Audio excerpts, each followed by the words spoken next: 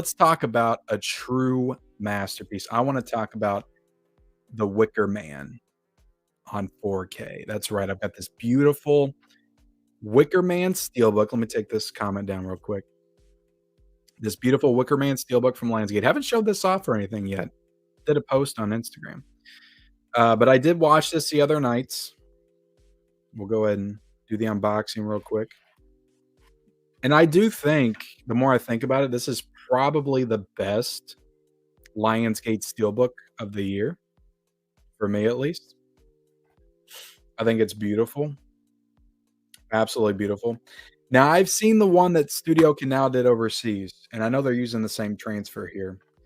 I've seen the one Studio Canal did overseas, and I think there was a big box set, and there was also a Steelbook, and it's gorgeous. And to be honest, I wish I would have jumped on it, but I didn't. Um, but take the digital code out. The discs are beautiful. They got the flowers on them. They got the freaking statue right there. I mean, this is just a beautiful set. I love it so much. Love it. And to me, getting this, which is freaking beautiful, for $21.99 versus getting the other one for $80, I'll take this. I'm fine with this for sure. But The Wicker Man is my favorites by far. Absolutely love this Steelbook. But let me talk about this movie real quick, because I've seen this movie once before. I think I watched it back in 2017 or 2018 for the first time. I grew up knowing about, or not grew up, but I remember when the Nicolas Cage one came out, and everybody said it was awful. And I knew there was an original one, but I wasn't watching like classic films like that at the time, so I never felt the need to go back and watch it. But I just remember everybody made fun of the Nicolas Cage one. But I finally watched the original back in 2017, and I was blown away by it. I loved it. Absolutely loved it. But this is the first time I rewatched it since then. And now I'm feeling like this might be like in my top 10 horror movies of all time. And it's the same with Rosemary's Baby. Like, both of these movies to me are horror masterpieces.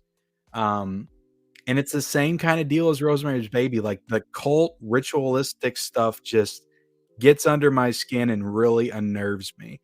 And that's what this movie does. And you have this guy, this officer that goes to this island off the coast of Ireland to investigate a missing person or a missing girl.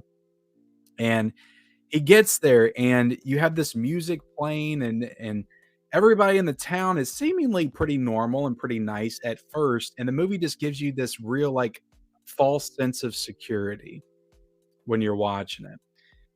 And the actor in this is so good. I love him. Edward Woodward.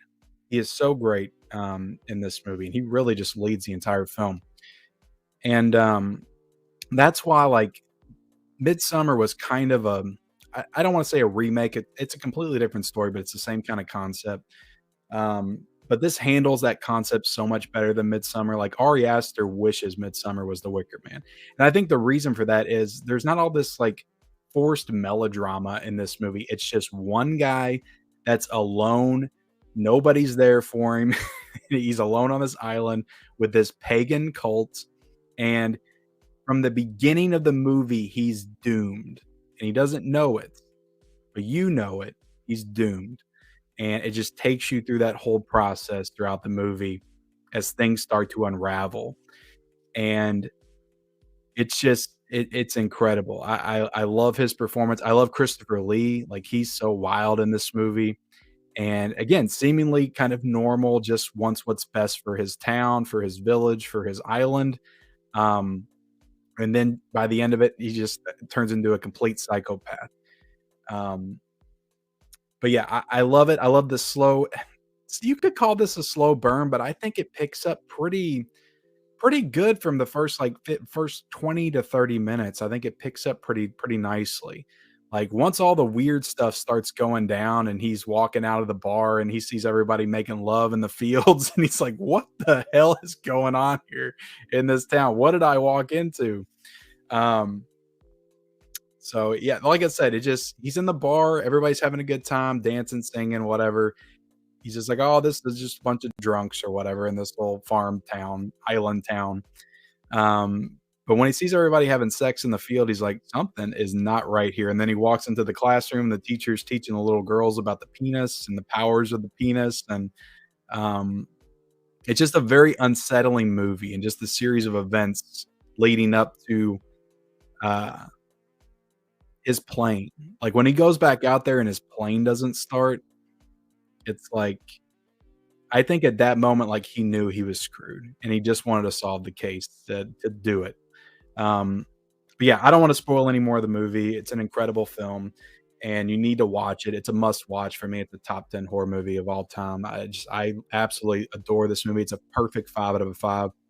Um, but let's get into the transfer because this is kind of a difficult transfer to review and talk about, because the first 20 to 30 minutes of this and this is the final cut, and that's all that this one is included in this is the final cut.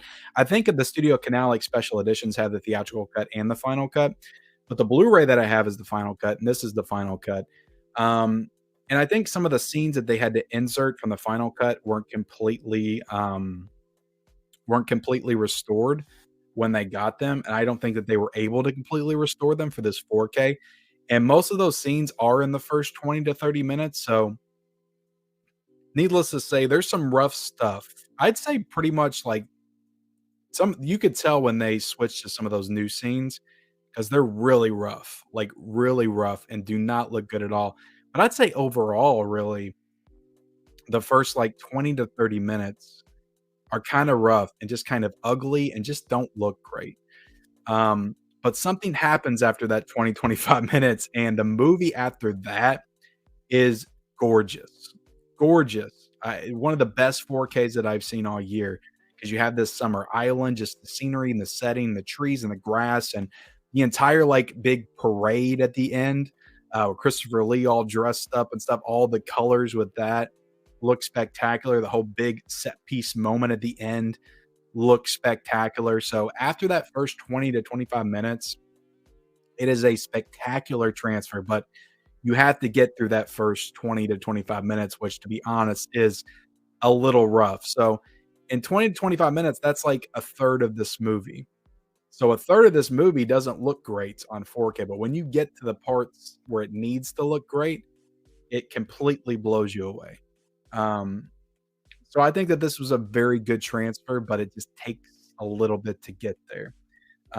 Audio wise, I think you got English mono, so you just had the mono track on here. Um, and yeah, everything sounded good. I love the soundtrack and the score, and like I said, they just have this old like folk, like 60s, 70s style, like folk music. And I think it sounds great. But, the end with the fire, you could just, like, hear the fire just, like, burning, just added to the, like, visceral immersiveness of it.